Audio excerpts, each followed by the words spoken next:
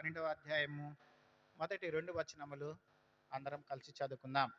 యోహాను సువార్త 12వ అధ్యాయము మొదటి 2 వచనములు అందరం కలిసి చదువుకుందాం. నూతన నిబంధన గ్రంథము పేజీ నంబరు 93.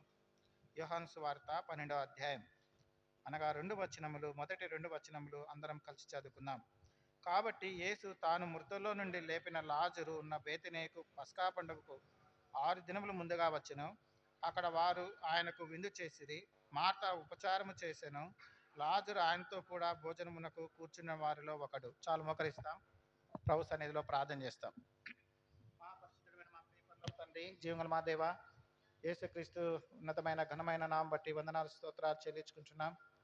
జీవగల మా దేవ, దయగల మా తండ్రి, ఈ యొక్క మధ్యాహ్న సమయంలో ప్రభు పాసంలో చేరి రాగినట్లుగా ప్రభా మీరు మా జీవితంలో కృప చూపిన విధానం బట్టి మిమ్మల్ని స్తుతిస్తూ గణపరుస్తున్నాం.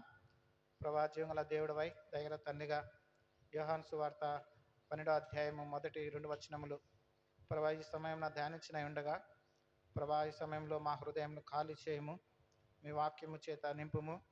ఆత్మీయంగా మేము బలపడినట్లుగాను, దేవుని వాక్యము చేత తండ్రి సరిచేయబడినట్లుగాను, శుద్ధి చేయబడినట్లుగాను మీరే కృప చూపవలసిందిగా మీ శిలో మొరపెట్టుకుంటున్నాం. నీలో దాసుని అయోగ్యని అపాత్రుని జ్ఞానం లేని వాడని ఒప్పుకుంటున్నాను. కేవలము శిలువ చాటున మరుగుపరచుము, మీరే మహిం పొందవలసిందిగా మీ శిలో మొరపెట్టుకుంటూ సమయాన్ని దీవెనకరంగా మార్చి ప్రహస్తపరచమని సమస్తము మీ ఘనమైన పాల్చెంత అర్పించుకుంటూ యేసుక్రీస్తు దివ్యమైన ఉన్నతమైన నామములో స్తుతించి ప్రార్థించి బతిమాలడి వేడుకుంటున్నాము తండ్రి, ఆమేన్.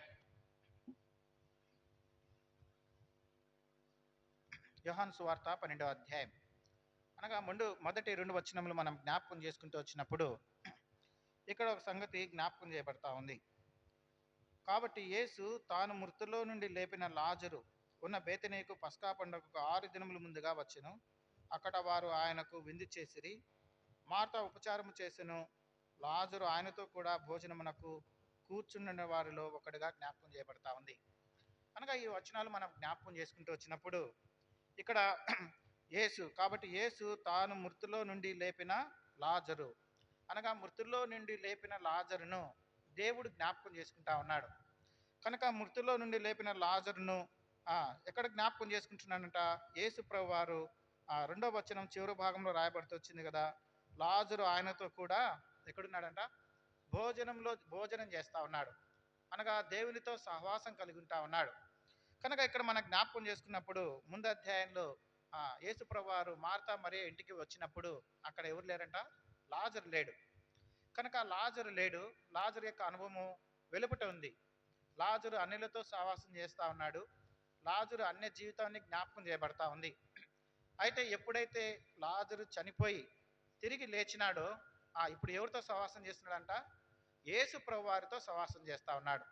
మునుపు లాజరు ప్రభుని ఎరగక ముందు అనగా తిరిగి జన్మింపక మునుపు లాజరు యొక్క అనుభవము ఏం జ్ఞాపకం చేయబడతా ఉంది? అన్యులతో సహవాసము చేస్తూ ఉన్నాడు, అన్యులతో సాంగత్యం చేస్తూ ఉన్నాడు. ఎప్పుడైతే తిరిగి లేచిన అనుభవంలోకి వచ్చినప్పుడు దేవునితో సహవాసం చేస్తూ ఉన్నాడు. కనుక మన జీవితంలో మనం జ్ఞాపకం చేసుకున్నప్పుడు మనము తిరిగి జన్మించడం ద్వారా అనగా యేసు రక్తం చేత కడగబడిన నీవు నేను కూడా దేవుని ప్రజలతో సహవాసం, దేవునితో కలిసి సహవాసం. అందుకే అంటా ఉన్నాడు కదా, లాజరు ఇక్కడ ఏం చేస్తున్నాడంట? దేవునితో కలిసి భోజనము అనగా మన ఎదుట ఉంచబడిన బల్ల, భోజనపు బల్ల దేవుడు మన కొరకై ఉంచబడుతూ వచ్చినారు. ఎవరికి బల్ల అంట? లాజరు తిరిగి జన్మించిన తర్వాత అనగా మృతుల్లో నుండి లేచిన లాజరును దేవుడు జ్ఞాపకం చేసుకున్నప్పుడు ఏం సిద్ధపరుస్తా ఉందంట? దేవుని సహవాసము. రెండవదిగా ప్రభు బల్ల జ్ఞాపకం చేయబడతా ఉంది. అయితే మన జీవితంలో మనం జ్ఞాపకం చేసుకున్నప్పుడు అనగా తిరిగి జన్మించడం ద్వారా అనగా యేసు ప్రభుతో అనగా యేసు రక్తం చేత కడిగబడిన తర్వాత మనము దేవునితో సహవాసం చేస్తూ ఉన్నాము. ఇప్పుడు మనకి ఏం సిద్ధపరుస్తూ ఉందంట? మన ఎదుట ఉంచబడిన బల్ల, ప్రభు బల్ల మనకు దేవుడు సిద్ధపరుస్తూ ఉన్నాడు. కనుక ఈ బల్లలో యోగ్యముగా పాలు పొంద మునుపు నువ్వు నేను కూడా సరి చేసుకుని యోగ్యమైన రీతిలో ప్రభు బల్లలో పాలు పొందినాం. అందు నిమిత్తమై పరిశుద్ధమైన బైబిల్ గ్రంథంలో కొన్ని వచనాలు మనం జ్ఞాపకం చేసుకుందాం. యోహాను రాసిన మొదటి పత్రిక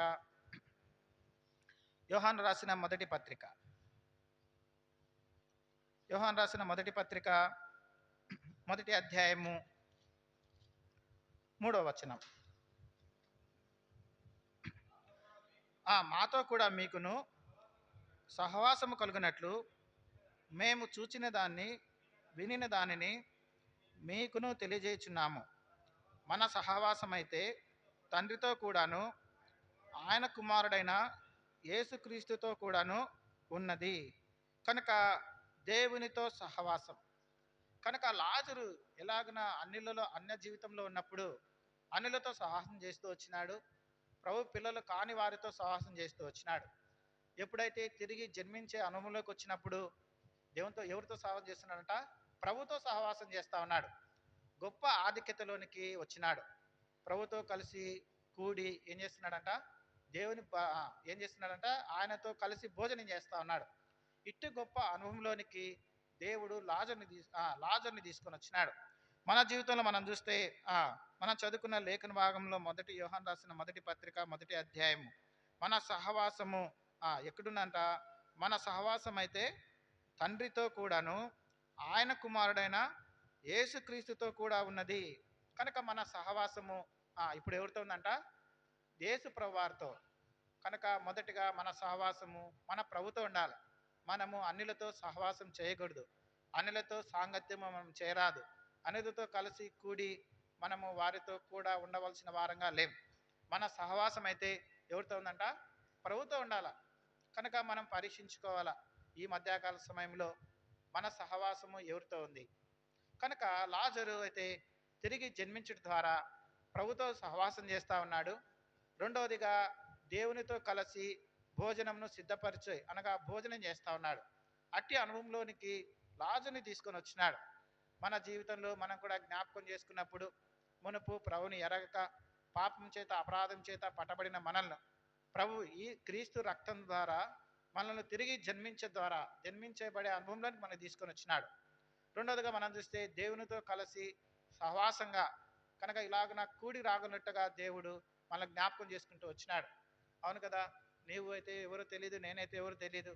ఇప్పుడైతే మన సహవాసం ఎట్లుందంట? ప్రభుతో ఉంది, ప్రభు సన్నిధిలో ఉంది, ప్రభు సాన్నిధ్యంలోనికి వచ్చినాం. ఇటు గొప్ప సహవాసం కలిగి దేవుని సన్నిధికి వస్తా ఉన్నాం. రెండవదిగా మనం చూస్తాము, దేవునితో కలిసి ఏం చేస్తున్నామంట? ప్రభు బల్లలో పాలు పొందే యోగ్యత ప్రభు మనకు అనుగ్రహిస్తూ వచ్చినాడు. ఇప్పుడైతే మనము అన్యులతో మనము సహవాసం చేయకూడదు, అన్యులతో మనము పొత్తికుండకూడదు. మన జీవితము ఎవరినట? ప్రభు పిల్లతో సహవాసం చేయాల, ప్రభుతో సహవాసం చేయాల, ప్రభు సన్నిధికి వచ్చే వారితో సహవాసం చేయాల. కనుక ఇలాంటి ఆధిక్యతలోనికి ప్రభు మనం తీసుకొని వచ్చినాడు. అంతగా ఉన్నాడు కదా, మొదటి యోహాను రాసిన మొదటి పత్రికలో అంటూ అన్నాడు కదా, మన సహవాసం అయితే తండ్రితో కూడాను ఆయన కుమారుడైన యేసుక్రీస్తుతో కూడా ఉన్నది. మన సంతోషము పరిపూర్ణముండుకై మేము ఈ సంగతులను వ్రాయిచున్నాము. ఎందుకు వారు సంతోషంగా ఉన్నారంట? వారి యొక్క సహవాసం ఎవరితో ఉందంట? ప్రభుతో ఉంది. యేసు ప్రభువారితో సహవాసం చేస్తే ఏమొస్తుంది? సంతోషం వస్తుంది. అంత మాత్రమే కాదు, ఆ సంతోషం ఎట్లుందంట? పరిపూర్ణంగా చేయబడతా ఉంది. అనగా దేవునితో సహవాసం చేస్తే, దేవుణ్ణి ప్రేమిస్తే, వాక్యమును చదివితే, దేవుని పిల్లలతో దేవుని మందిరానికి వస్తే ఏమొస్తుందంట? సంతోషము, సమాధానము, నిత్యత్వము. చూడండి, దేవుడు ఇటు గొప్ప ఆధిక్యతలోనికి ప్రభు మనకు తీసుకొని వచ్చినాడు. అందుకే ఈ సహవాసం కలిగిన వారముగా ఈ ఆదివారము ప్రభు సన్నిధిలోకి మనం తీసుకురాబడుతూ వచ్చినాం. అందుకే ఈ సహవాసం సంతోషం మాత్రమే కాదు, కానీ ఏం చెప్తున్నాడంట? మన సంతోషము ఏమవుతుందంట? పరిపూర్ణము అనగా నిండుతనం వస్తుంది కదా. సంతోషానికి ఏమొస్తుందంట? పరిపూర్ణమైన సంతోషం, పరిపూర్ణమైన ఆనందం. చూడండి, యేసు ప్రభువారి ద్వారానే కలుగుతుంది. కనుక ఒక కుమారుడు మనం చూస్తే తిరిగి జన్మించడం ద్వారా ఎవరు సంతోషిస్తున్నారంట? పరలోకంలో దేవుడు సంతోషిస్తూ ఉన్నాడు. ఎంత గొప్ప ఆధిక్యత! పరలోకంలో కోటాను కోట్ల దేవదూతల చేత ఆయన కొనియాడబడుతున్నప్పుడు ఆయన సంతోషం లేదంట. ఒక పాపి రక్షించబడి మారు మనసు పొంది దేవుని సన్నిధికి వస్తే, దేవుని సహవాసానికి వస్తే ఎవరు సంతోషిస్తారంట? ప్రభు సంతోషిస్తూ ఉన్నాడు. చూడండి ఎంత గొప్ప సంతోషము! ఇలాంటి పరిపూర్ణమైన సంతోషము దేవుని సన్నిధిలో ఉంది. అయితే మన జీవితంలో మనం పరీక్షించుకున్నప్పుడు మన సహవాసం ఎవరితో ఉండాలంట? ప్రభుతో ఉండాల. మనం నిత్యము వాక్యం చదవాలా, ప్రభుతో సహవాసం కలిగి ఉండాలా, దేవుని ప్రజలతో సహవాసం కలిగి ఉండాలా. ఎప్పుడైతే అలాగున కలిగి ఉంటామో మన సంతోషము పరిపూర్ణం అవుతా ఉన్నదని లేఖన భాగాలు సెలవిస్తా ఉన్నాయి. అంత మాత్రం కాక రెండో విషయంలో చూస్తాం మన సంగతులు. పేతురు రాసిన రెండో పత్రిక పేతురు రాసిన రెండవ పత్రిక మొదటి అధ్యాయం పేతురు రాసిన రెండవ పత్రిక మొదటి అధ్యాయము 16వ వచనం. ఏలైనగా చమత్కారంగా కల్పించిన కథలను అనుసరించి మన ప్రభువైన యేసు యొక్క శక్తిని, ఆయన రాకడను మేము మీకు తెలుపలేదు కానీ ఆయన మహత్యమును మేము కన్నులారా చూచిన వారమై తెలిపితిమి.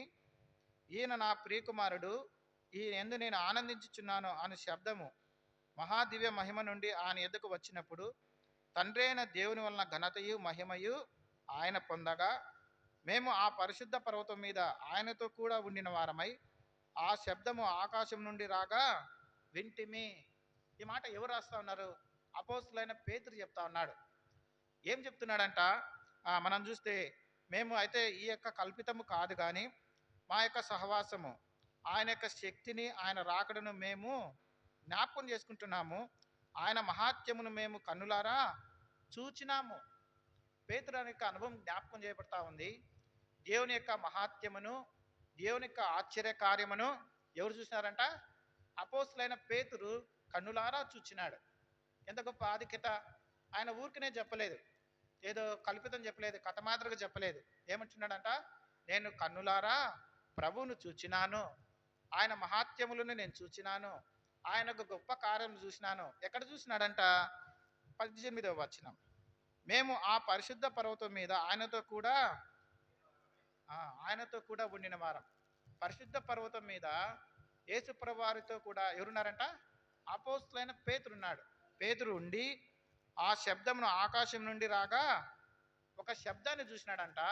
ఏంటి ఆ శబ్దము మనం జ్ఞాపకం చేసుకుంటే మత్తయి సువార్త 17వ అధ్యాయం. మత్తయి సువార్త 17వ అధ్యాయము. మత్తయి సువార్త 17వ అధ్యాయం మొదటి వచనం. 6 దినములైన తర్వాత యేసు పేతురును, యాకోబును, అతని సహోదరుని యోహానును వెంటబెట్టుకుని ఎత్తైన ఒక కొండ మీదికి ఏకాంతంగా పోయి వారి ఎదుట రూపాంతరము పొందెను. ఇక్కడ ఎంతమంది చూస్తారంట? ముగ్గురు చూస్తారు. పేతురు యొక్క అనుభవము ఆ యొక్క ఎత్తైన పర్వతం దగ్గరికి దేవుడు అక్కడ పండుగ పోయినప్పుడు దేవుడు ఏమైనాడంట? అక్కడ వారి ఎదుట ఆయన రూపాంతరము పొందెను. దేవుడు తను తాను ప్రత్యక్షపరుచుకున్నాడు. పేతురు ఆ యొక్క రూపాంతరమును, దేవుని యొక్క వెలుగును, దేవుని యొక్క ప్రత్యక్షతను చూచిన కారణాన్ని బట్టి రూపాంతరం పొందినాడంట. ఏంటంటే మనం చూస్తే 5వ వచనం. అతడు ఇంకనూ మాట్లాడుచుండగా ఇదిగో ప్రకాశమైన మన యొక్క మేఘము వారిని కమ్ముకొనెను. ఇదిగో ఈయన నా ప్రియకుమారుడు, ఈయన యందు నేను ఆనందించుచున్నాను, ఈయన మాట వినుడని ఒక శబ్దము ఆ మేఘంలో నుండి పుట్టెను. ఇక్కడ మనం చదువుకున్న లేఖన వాళ్ళలో పేతురు రాసిన రెండో పత్రిక మొదటి అధ్యాయంలో 18వ వచనంలో మనం చూస్తే ఆ పరిశుద్ధ పర్వతం మీద పేతురు వారితో కూడా ఉండిన వారై ఆ యొక్క శబ్దం విన్నాడంట. ఏంటి ఆ శబ్దం అంట? మనం చదువుకున్న మత్తయి సువార్త 17వ అధ్యాయం 5వ వచనం చివరి మధ్య భాగంలో ఈయన మాట వినుడి, యేసుప్రభు వారి మాట వినుడి, ఈయనే నా ప్రియకుమారుడు, ఈయన మాట వినుడి అనే మాట జ్ఞాపకం చేయబడతా ఉంది. చూడండి ఎంత గొప్ప ఆధిక్యతలోనికి ప్రభు తీసుకొని వచ్చినాడో. ప్రభు మాట వింటే మనకు ఆశీర్వాదము, దేవుని మాట వింటే మనకు ఆశీర్వాదం కలుగుతూ ఉంది. ఇక్కడ ముగ్గురు వ్యక్తులు జ్ఞాపకం చేస్తూ ఉన్నారు. మనం చూస్తే మత్తయి సువార్త 17వ అధ్యాయంలో పేతురు, యాకోబు, యోహాను ముగ్గురు చూస్తూ ఉన్నారు. వారు ఆ యొక్క కొండ దగ్గరికి వెళ్ళినారు. కొండ మీదకి వెళ్ళినప్పుడు యేసుప్రభు వారి మధ్య రూపాంతరం పొందినారు. ఇలాంటి అనుభవంలోనికి దేవుడు వారిని తీసుకుని పోయినప్పుడు ఒక శబ్దాన్ని విన్నారు. ఈయన నా ప్రియకుమారుడు, ఈయన మాట వినుడి అనే శబ్దము జ్ఞాపకం చేస్తూ ఉన్నాడు. కనుక మన జీవితంలో మనం జ్ఞాపకం చేసుకున్నప్పుడు మొదటగా మన సహవాసము ప్రభుతో కూడా, ప్రభు సన్నిధితో, ప్రభు పిల్లతో ఉండాలి. రెండవదిగా ప్రభు మాట మనం వినే అనుభవంలోకి ఉన్నారు. మన జీవితంలో మనము ప్రభు మాట వినాలి. అనేక సందర్భాల్లో, అనేక పరిస్థితుల్లో, అనేక కష్టములు గుండా మనం బయలు వెళ్తున్నప్పుడు మనం ఎవరి మాట వింటాము? అన్యుల మాట వింటాం, పక్కన వాళ్ళ మాట వింటాం కదా. నష్టం వచ్చింది, కష్టం వచ్చింది, ఫలానా పని చేయాలని ప్రభు సన్నిధికి రాం. ప్రభు సన్నిధికి వచ్చి మోకరిస్తే ప్రభు సహాయం చేస్తాడు. అయితే మనం ఏం చేస్తాము? ప్రభు దగ్గరికి రాం, ప్రభు చెంతకు రాం కదా. అందుకు నష్టపోతా ఉన్నాం. ఎప్పుడైతే ప్రభు సన్నిధికి వస్తామో, దేవుని మాట వింటామో, దేవుని సన్నిధిలో ప్రార్థన చేస్తామో, దేవుడు మన ప్రార్థన ఆలకించేవాడుగా ఉన్నాడు. కనుక అంటా ఉన్నాడు కదా, ఈయన నా ప్రియ కుమారుడు, ఈయన యందు నేను ఆనందించుచున్నాను కనుక ఈయన మాట మీరు వినుడు అనే శబ్దము జ్ఞాపకం చేయబడతా ఉంది. కనుక మన జీవితంలో మనం జ్ఞాపకం చేసుకున్నప్పుడు, యాత్రా జీవితంలో మనం జ్ఞాపకం చేసుకున్నప్పుడు మనము ప్రభు మాట వినాలి. మన సహవాసము ప్రభుతో ఉండాలి. ప్రభు సన్నిధిలో మనం రావాలి. ప్రభు సన్నిధిలో మనం మోకరించవలసిన వారంగా ఉంటా ఉన్నాము. రెండవదిగా ప్రభుని మనము ఆయన మాట వినాలి. దేవుని మాట ఎప్పుడు వింటాము? ప్రార్థన చేస్తే దేవుని మాట వింటాం, దేవుని సన్నిధికి వస్తే దేవుని మాట వింటాం, దేవుని వాక్యం చదివితే దేవుని మాట వింటాం. ఎప్పుడైతే ప్రభుతో కలిసి మనం కూర్చుంటామో అప్పుడు దేవుడు మనతో మాట్లాడేవాడుగా ఉన్నాడు. చూడండి, ఇటు గొప్ప ఆధిక్యతలోనికి ప్రభు మనల్ని తీసుకొని వచ్చినాడు. మూడవదిగా మనం చూస్తాము, మూడవదిగా యోబు పత్రిక 22వ అధ్యాయం. యోబు పత్రిక 22వ అధ్యాయము 21వ వచనం. ఆయనతో సహవాసం చేసిన ఎడల అత్యధిక సమాధానము కలుగును, అలాగున మీకు మేలు కలుగును. యేసు ప్రభువారితో సహవాసం చేసిన ఎడల మనకేం కలుగుతుందంట? సంతోషం కలుగుతుంది. మొదటగా యేసు ప్రభువారితో సహవాసం చేస్తే మనకేం కలుగుతుంది? సంతోషము కలుగుతుంది. అది సంతోషము పరిపూర్ణం, అత్యధికమైన సంతోషము ప్రభువులో కలుగుతుంది. రెండవదిగా యోబు అంటున్నాడు, నేను ప్రభుతో సహవాసం చేస్తే నాకేం కలుగుతుందంట? సమాధానం వస్తుంది. ప్రభుతో సహవాసం చేస్తే సంతోషము, ప్రభుతో సహవాసం చేస్తే సమాధానము. అంత మాత్రంగా అంటున్నాడు కదా, అలాగున నీకు ఏం కలుగుతుంది? మేలు వస్తుంది. మన జీవితంలో ప్రభుతో సహవాసం చేస్తే సంతోషము, ప్రభుతో సహవాసం చేస్తే సమాధానం ఉంది. ప్రభుతో సహవాసం చేస్తే ఏం కలుగుతుందంట? మన జీవితాల్లో మేలు కలుగుతుంది. అలాగన నీవు ఉన్నావా? మనము పరీక్షించుకోవలసిన వారంగా ఉన్నాం. నీ సహవాసం ఎట్లుంది? అనిలతో సహవాసం చేస్తున్నావా? అనజనాంగంతో సహవాసం చేస్తున్నావా? తాడుబోతులతో సహవాసం చేస్తున్నావా? తిరుగుబోతులతో సహవాసం చేస్తున్నావా? నువ్వు పరీక్షించుకోవాల్సిన వారంగా ఉంటా ఉన్నాం. అంత్య దినాల్లో, ప్రభు ఆఖరి దినాల్లో మనం ఉన్నప్పుడు నిజంగా మనము పరీక్ష చేసుకోవడము విశ్వాసకి ఎంతో ప్రాముఖ్యం. అందుకే యోబు తన జీవితంలో జ్ఞాపకం చేసుకున్నాడు, నా సహవాసం అయితే ప్రభుతో ఉంది కనుక నాకు ఏముందంట? సమాధానము. యోబు జీవితము మనము జ్ఞాపకం జరుగుతూ ఉన్నాం. యోబు ఊజు దేశములో ఆయన నీతిమంతుడు, ఐశ్వర్యవంతుడు. ఆయన ఉన్నటువంటి వారు ఎవరు లేరు. తన పిల్లలు ఆ పాపం చేస్తారేమో అని ప్రతిదినము వారి పాప పరిహారార్థం కొరకై ఆయన బలి అర్పించేటవాడు. ప్రతిదినము దేవుని గణపరిచేవాడు. అయితే ఒకానొక సందర్భంలో యోబుకు కష్టం వచ్చింది. తన జీవితం అంతా కోల్పోయినాడు. తన భార్య వెళ్ళిపోయింది, తన పిల్లలు చనిపోయినారు, తన యావదాస్తి వెళ్ళిపోయింది. అయితే యోబు ఇప్పుడు అంటున్నాడు, యోబు ఏమంటున్నాడంట? ఏమన్నాడంట? ఆ మాట చూస్తాము. యోబు గ్రంథము మొదటి అధ్యాయంలో, యోబు గ్రంథము మొదటి అధ్యాయం, యోబు గ్రంథం మొదటి అధ్యాయంలో మనం చూస్తాము.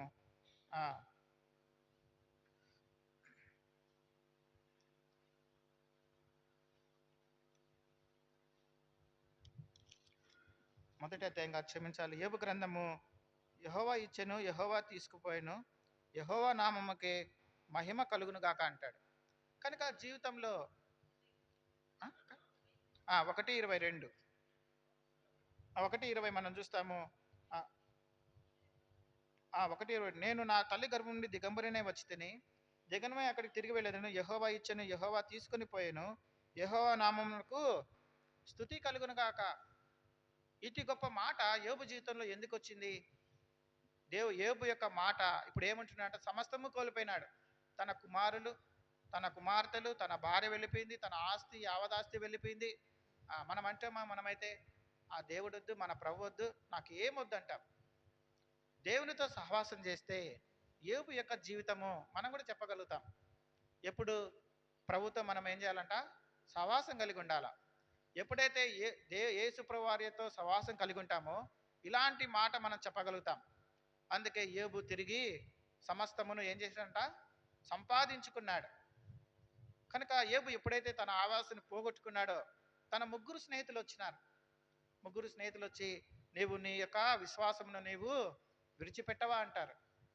కనుక నీవు దేవుని దూషించి నువ్వు చనిపో అంటుంది తన భార్య.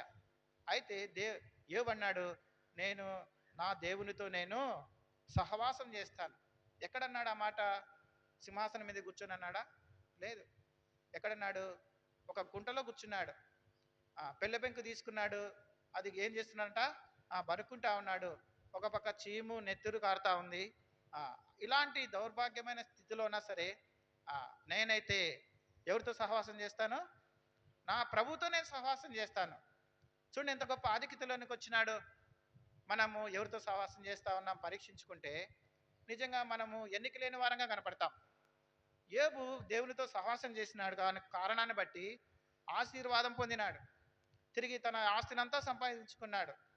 ఎంత గొప్ప ఆధిక్యతలోనికి తీసుకొని వచ్చినాడు. కనుకనే యోబు అంటా ఉన్నాడు, మనం చదువుకున్న లేఖన భాగంలో యోబు గ్రంథము 22వ అధ్యాయము 21వ వచనం.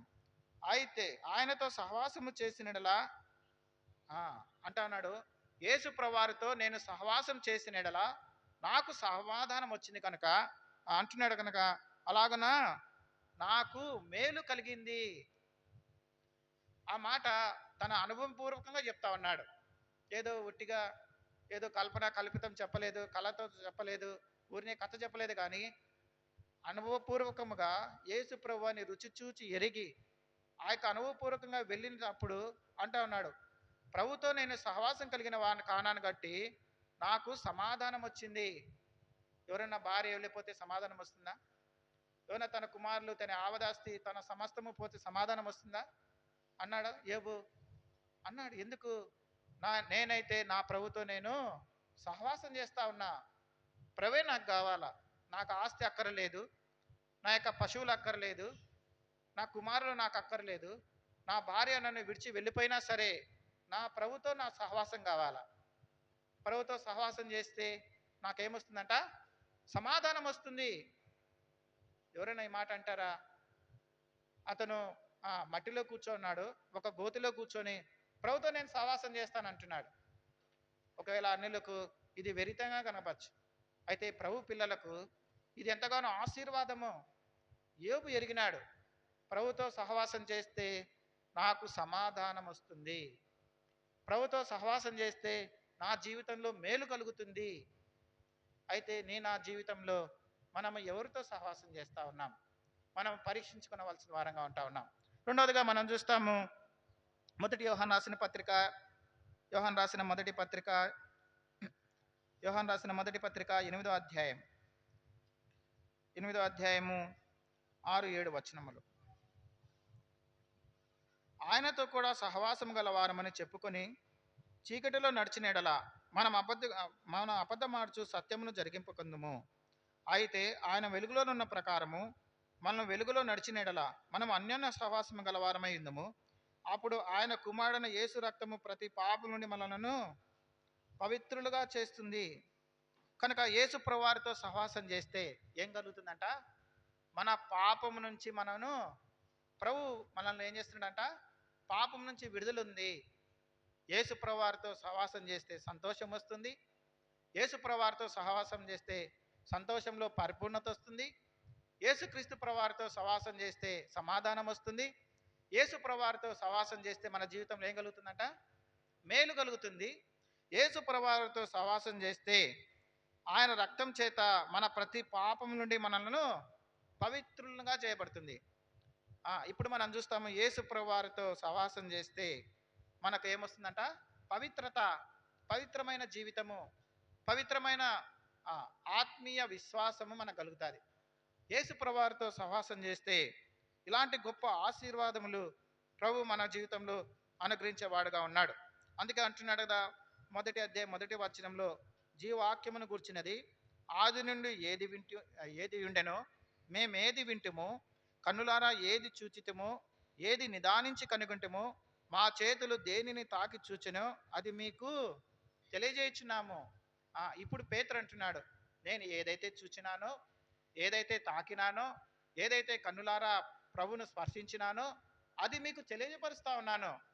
నేను దేవునితో చూచి సహవాసం చేసిన కారణాన్ని బట్టి నా పాపము తీసివేయబడుతూ వచ్చింది. నేను పరిపూర్ణముగా చేయబడుతూ వచ్చినాను. కనుక ఇప్పుడు మన జీవితంలో మనం చూస్తే ఏదైతే ప్రభువును మనం ఎరిగినామో, ఏదైతే ప్రభువును మనం స్పర్శించినామో, ఏదైతే ప్రభు మనకు రక్షణ అనుగ్రహిస్తూ వచ్చినాడో, ఏదైతే ప్రభు మన జీవితంలో విశ్వాసమును తీసుకొని వచ్చినాడో, ఆ స్పర్శ ఆ తాకిడిని బట్టి ఇప్పుడు మనం చెప్పగలుగుతా ఉన్నాం, దేవునితో సహవాసం చేస్తే యేసు ప్రభు రక్తము ప్రతి పాపముని మనల్ని కడిగి పవిత్రముగా చేస్తుంది. కనుక ఎందుకు ఆ మాట చెప్తా ఉన్నాము? యేసు ప్రభుతో సహవాసం చేసిన కారణాన్ని బట్టి. అందుకే ఆ పవిత్రంగా ఆ కారణాన్ని బట్టి, యేసు ప్రభువారితో సహవాసం చేసిన కారణాన్ని బట్టి మనం ఏమైపోయినామంట? పవిత్రముగా చేయబడుతూ వచ్చినాం, నీతిమంతులుగా చేయబడుతూ వచ్చినాం. కనుక ఇలాంటి అనుభవము మన జీవితంలో మనం జ్ఞాపకం చేసుకున్నప్పుడు మన సహవాసము ఎవరితో ఉండాలా? లోకస్తులతో ఉండకూడదు, అన్న జనాంగులతో ఉండకూడదు, గుంపులో మనము సహవాసం చేయకూడదు. మన సహవాసం అయితే యేసు ప్రభువారితో సహవాసం చేయవలసిన వారంగా ఉంటా ఉన్నాం. అంత మాత్రం కాక మనం చూస్తాము, మొదటి నిర్గమాకాండము 34 అధ్యాయం, నిర్గమాకాండము 34 అధ్యాయము 29వ వచనం.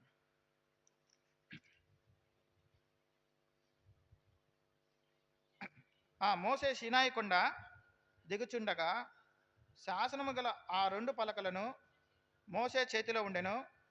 అతడు ఆ కొండ దిగుచుండగా ఆయన చేతిలో మాట్లాడుచున్నప్పుడు తన ముఖ చర్మము ప్రకాశించిన సంగతి మోసేకు తెలిసి ఉండలేదు. మోసే సినాయి పర్వతం మీద ఎన్ని దినములు ఉన్నాడంట? 40 పగళ్ళు 40 రాత్రులు దేవునితో ఏం చేశాడంట? సహవాసం చేసినాడు. యేసు ప్రభువారితో మోసే 40 దినములు 40 పగళ్ళు 40 రాత్రులు దేవునితో సహవాసం చేసి 2 రాతి పలకలను తీసుకొని క్రిందికి వచ్చినప్పుడు ఆయన ముఖం ఎట్లుందంట? ఎట్లుంది? ప్రకాశముగా ఉంది, ఎంతో వెలుగు.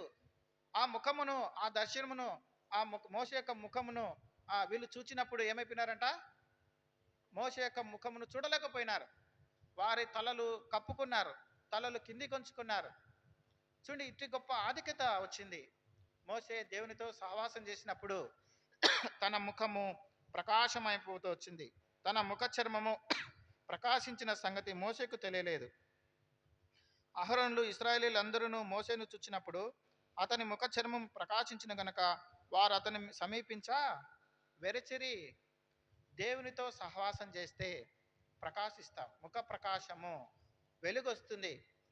అందుకే దేవునితో సహవాసం చేసినప్పుడు చీకటిలో ఉన్న మనల్ని దేవుడు తన ఆశ్చర్యకరమైన చేతిలో మనల్ని ఏం చేశాడంట? వెలుగులోకి తీసుకొని వచ్చినాడు. దేవునితో సహవాసం చేసే భాగ్యంలోనికి, ధన్యతలోనికి తీసుకొని వచ్చినాడు. యేసు ప్రభువారి యొక్క దేవునితో సహవాసం చేస్తే మనము ప్రకాశించే వారంగా ఉంటాం.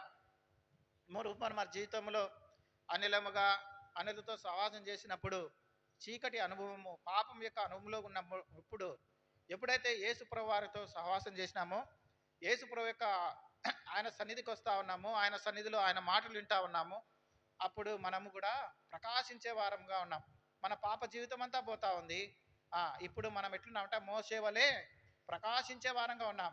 అందుకే దేవుని సన్నిధిలో ఇలాంటి గొప్ప ఆధిక్యతలోనికి ప్రభు మనకి తీసుకొని వచ్చినాడు. ఎప్పుడైతే మోసే సినాయి పర్వతం మీద దేవుని ఎప్పుడైతే చూచినాడో, దేవుని యొక్క దర్శనం చూసినాడో, ఇలాంటి గొప్ప ఆధిక్యత కలిగింది. అయితే మన జీవితంలో మనం చూస్తాం, యోహాను సువార్త 1వ అధ్యాయము 1వ వచనం. యోహాను సువార్త 1వ అధ్యాయము 1వ వచనం అందరం కలిసి చదువుకుందాం.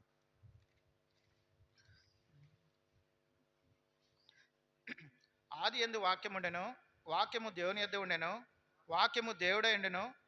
ఆయన ఆది యందు దేవుని యొద్ద ఉండెను, సమస్తము ఆయన మూలంగా కలిగెను. కనుక ఇప్పుడు మనం చూస్తే మోసే ఎన్ని దినములు ఉన్నాడు? 40 పగళ్ళు 40 రాత్రులు సినాయి కొండ మీద దేవుని యొక్క ప్రత్యక్షతను చూసినప్పుడు, ఆయన కొండ దిగి వచ్చినప్పుడు, ఆయన ముఖమును ప్రకాశముగా కనపడినప్పుడు అక్కడ ఉన్న ఇశ్రాయేలు ప్రజలందరూ కూడా మోసే ముఖమును చూడలేకపోయినారు, భయపడిపోతూ వచ్చినారు, దేవునితో సహవాసం చేసినారు. ఇప్పుడైతే మన సహవాసం ఎట్లుందంట? యేసు ప్రభువారే ఆది యందు వాక్యము ఉండెను, వాక్యము దేవుని యొద్ద ఉండెను. ఆ వాక్యమే మనం చదువుతున్న వాక్యం ఏది? ఈ వాక్యం ఎవరు? దేవుడు. ఎంత గొప్ప ఆధిక్యతలోనికి వచ్చిన ఈ వాక్యమే దేవుడైపోయినాడు. ఇప్పుడు ప్రతి దినము, ప్రతి క్షణము, ప్రతి నిత్యము మనం ఏం చూస్తున్నామంట? ఏం చూస్తున్నాం మనం? మన దేవుణ్ణి చూస్తా ఉన్నాం. ఈ వాక్యాన్ని మనం చూస్తా ఉన్నాం. ఈ వాక్యాన్ని మనం ధ్యానిస్తా ఉన్నాం. ఈ వాక్యం బట్టి మనం ప్రార్థన చేస్తా ఉన్నాం. ఈ వాక్యం బట్టి మనం ఆరాధిస్తా ఉన్నాం. ఇట్టి గొప్ప ఆధిక్యతలోనికి మనకు వచ్చినప్పుడు మన ముఖం ఎట్లుందంట? మోషే కంటే ఎక్కువగా ఏం చేయాలి? ప్రకాశించాల. అయితే మనం ఎట్లున్నాం? నిజంగా బల్లలో మనం పరీక్షించుకుందాం. మోషే 40 పగళ్ళు 40 రాత్రులు దేవుని సన్నిధిలో దేవుని యొక్క ప్రత్యక్షతను, దేవునితో సహవాసం చేసినప్పుడు తన యొక్క ముఖము ఎలాగన ప్రకాశిస్తూ వచ్చిందో మన జీవితంలో మనం చూస్తూ వచ్చినప్పుడు ఆ వాక్యమే శరీరధారి అయి మన మధ్య నివాసం చేస్తా ఉన్నాడు వాక్య రూపేణ. ఈ వాక్యమును మనం చూస్తా ఉన్నాం. ఈ దేవుని మనం చూస్తా ఉన్నాం. ఈ దేవుని మనం ధ్యానిస్తా ఉన్నాం. ఈ దేవుని మనం చదువుతా ఉన్నాం. ఈ దేవునికి మనం మొరపెడతా ఉన్నాం. ఈ దేవునికి మనం ఆరాధన చేస్తా ఉన్నాం. అయితే మన ముఖము ఎలాగుంది? నిజముగా బల్లలో మనం పరీక్షించుకోవలసిన వారంగా ఉంటా ఉన్నాం. నా జీవితంలో మనం చూసినప్పుడు మన సహవాసం ఎటుంది? మనం ఎవరితో సహవాసం చేస్తా ఉన్నాం? మన జీవితం ఎలాగ ప్రయాణం చేస్తూ ఉంది? యోబు అంటున్నాడు, నేను దేవునితో సహవాసం చేస్తున్నప్పుడు నాకు సమాధానం కలుగుతూ ఉంది. దేవునితో సహవాసం చేస్తూ ఉన్నప్పుడు నాకు మేలు కలుగుతూ ఉంది. అయితే యేసు రక్తము చేత కడగబడిన నీవు నేను కూడా మన సహవాసం ఎవరితో ఉంది? అనిలముగా ఆదివారం మందిరానికి వస్తూ ఉన్నాం, ప్రభుని ఎరిగినాం, మందిరానికి వస్తూ ఉన్నాం, ఆరాధన చేస్తూ ఉన్నాం, బల్లలో పాలు పంచుకుంటున్నాం, వెళ్ళిపోతున్నాం. ఎక్కడికి వెళ్తున్నాం? లోకంలో గలిపోతా ఉన్నామా? లోకలతో అన్నిలతో కలిసి సహవాసం చేస్తూ ఉన్నామా?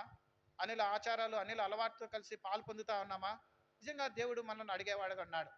అందుకే ప్రభు బల్ల మన మధ్యకు వచ్చినాడు. నీ సహవాసం ఎవరితో ఉంది? ప్రభుతో నీవు సహవాసం చేస్తూ ఉన్నావా? ప్రభుతో సమాధానంగా చేస్తూ ఉన్నావా? ప్రభును నిత్యము చూస్తూ ఉన్నాం కదా, ఆయనతో మాట్లాడుతూ ఉన్నాం కదా, ఆయన జ్ఞాపకం చేసుకుంటా ఉన్నాం కదా. మన సహవాసం ఎలాగుందని నిజంగా పరీక్షించుకోవలసిన వారంగా ఉంటా ఉన్నాం. అందుకే లూకాసు వార్త 12వ అధ్యాయం, లూకాసు వార్త 22వ అధ్యాయము, లూకాసు వార్త 22వ అధ్యాయము 28వ వచనం.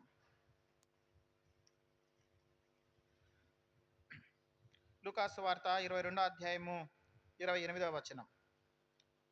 నా శోధనలో నాకు కూడా నిలిచిన ఉన్నవారు వీరే కనుక నా తండ్రి నాకు రాజ్యమును నియమించినట్లుగా నా రాజ్యంలో నా బల్ల యొద్ద అన్నపాలను పుచ్చుకొని సింహాసనముల మీద కూర్చుండి ఇశ్రాయేలులో 12 గోత్రం వారికి మీరు తీర్పు తీర్చుటకై నేను మీకు రాజ్యమును నియమించుచున్నాను అంటా ఉన్నాడు కదా.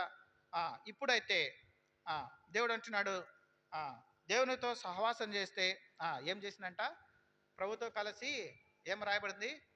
నా శోధనలలో దేవుడు ఏదైతే శ్రమ పడినాడో, దేవునితో సహవాసం చేస్తే ఆ శ్రమలలో కూడా మనం ఏం చేయాలంట? పాలు పొందాల అంటా ఉన్నాడు. ఏమన్నాడు కదా, తన భార్యతో అన్నాడు, ఒకవేళ సంతోషం వస్తే దేవునితో కూడా మనం సంతోషించాలా, ఒకవేళ నష్టం వస్తే దేవునితో కూడా మనం ఏం చేయాలా? పాలు పొందాలి కదా అంటూ వచ్చినాడు. ప్రభు అంటా ఉన్నాడు, ఇప్పుడైతే నా శ్రమలలో కూడా మీరు పాలి భాగస్తులుగా చేయబడ్డాం. మన శ్రమలు, మన నిందలు, మన అవమానాలు ప్రభు ఏం చేస్తున్నాడంట? పాలు పొందుతా ఉన్నాడు. అందుకే మన శ్రమలు, మన నిందలు, మన అవమానాలు అన్నీ భరించి ఆయన కడవరి శిలలో ఏం చేసినాడంట? రక్తంను గార్చినాడు. దేని కొరకై? నా కొరకై, నా పాపము కొరకై, నా శ్రమల కొరకై, నా అవమానాల కొరకై, నా నిందల కొరకై యేసుప్రభు వారు ఆయన కడవరి శిలలో మన కొరకై శ్రమను అనుభవించినాడు. అందుకే యేసుప్రభు వారు అంటున్నారు, మీరు నాతో కూడా నా శోధనలో కూడా నాతో కూడా నిలిచి ఉన్నవారు మీరే. ప్రభు అంటున్నాడు, మీరే నిలిచినారు. నా శ్రమలో మీరు జ్ఞాపకం చేసుకున్నారు, నా నిందలో మీరు జ్ఞాపకం చేసుకున్నారు కనుక మీరే అని దేవుడు జ్ఞాపకం చేసుకుంటున్నారు. నీవు నేనే దేవునితో శ్రమలో అనుభవంలోనికి ప్రభు మనం తీసుకొని వచ్చినాడు. అంతర్మాత్రంగా అంటున్నాడు కదా, మీరే అంటున్నాడు, మీరే నాతో శ్రమలో పాలు పొందినారు కనుక నా తండ్రి నాకు రాజ్యం నియమించి ఉన్నట్లుగా నా రాజ్యంలో నా బలి యొద్ద అన్నపానములు పుచ్చుకొని సింహాసనముల మీద కూర్చుండి ఇశ్రాయేలులో 12 గోత్రం వారికి తీర్పు తీర్చుటకై నేను మీకు రాజ్యమును నియమించుచున్నాను. దేవునితో సహవాసం చేస్తే ఏం కలుగుతా ఉందంట? దేవుని బల్ల యొద్ద ఏముంది? అన్నపానములు. యేసు ప్రభువుతో కలిసి భోజనము చేసే అనుభవము, దేవునితో కలిసి సహవాసం చేసే అనుభవము ప్రభు మనకు తీసుకొని వచ్చినాడు. అందుకే దేవుని సహవాసంలోనికి ఈ ఆదివారం ఎందుకు వచ్చినామట? ప్రభు యొక్క శరీరానికి రక్తానికి సాదృశ్యమైన ఆ యొక్క రొట్టెను, ఆ యొక్క ద్రాక్షారసమును ప్రభు బల్లను జ్ఞాపకం చేస్తూ ఉంది.